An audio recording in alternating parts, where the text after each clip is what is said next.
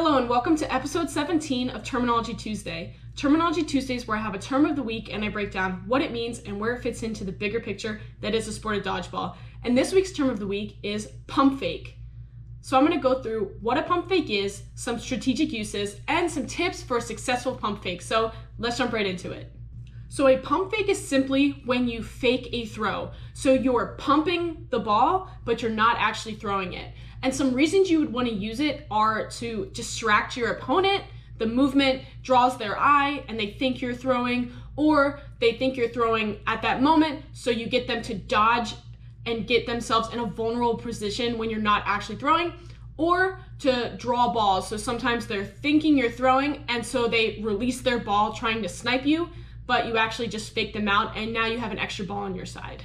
So on offense, you typically see a pump fake when the team is going up to throw. The idea is that you're using the pump fake to disguise when you're actually throwing. So for instance, you could do a play call that's pump fake on 2, throw on 4. So 1, 2, pump fake, 3, 4, throw. So the idea is that on the 2, your opponents thought you were gonna throw at that point. So now they either, threw a ball at you thinking that they were gonna catch you off guard, or they already dodged once, so they're in a vulnerable position. And then you're throwing so quickly after that on 4 that hopefully you're throwing at them when they're vulnerable and off guard.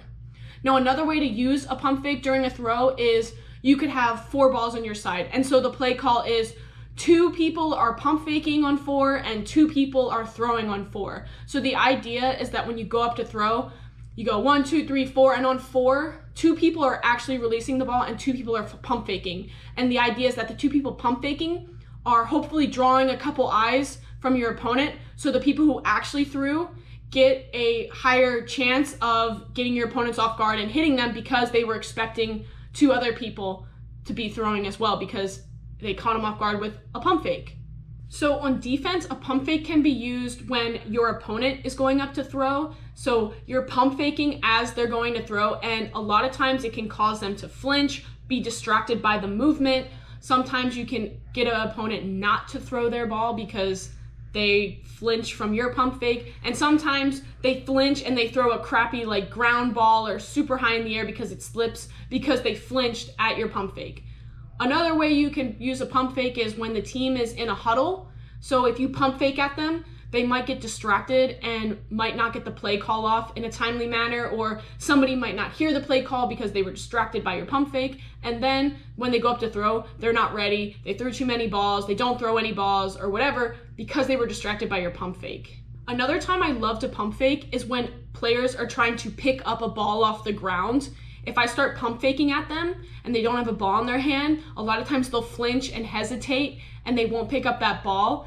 And one of my teammates could snipe them out, or they just don't ever get the ball in their hand until, times run out. This is especially good when that team has advantage and they really need to pick up that ball to be able to throw. And I'm just pump faking, and they don't ever pick the ball up. And then all of a sudden they have to dump a ball because they weren't able to do a play call or figure out some sort of strategy because they couldn't pick that one ball off the ground. Now, you don't need a ball in your hand to successfully pump fake.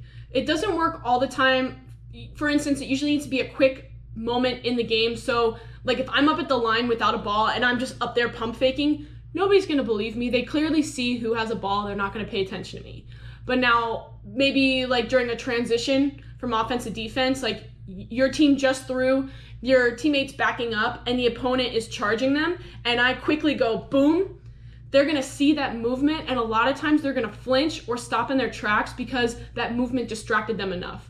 So again, this not having a ball in your hand isn't always going to work and trick the opponent. However, in quick moments in the game, it can be a great tool to help protect your teammates.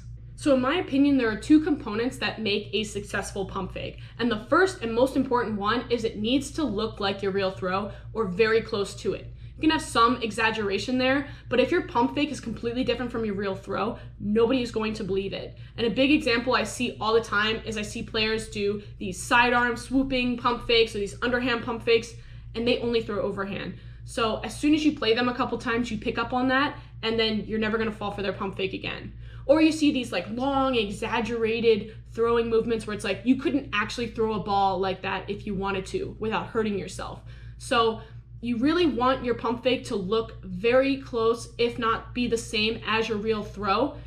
meaning you could actually make a throw from your pump fake position or your pump fake stance. If you couldn't actually make a real throw from your pump fake stance, it's probably not that believable, and eventually players are going to catch on.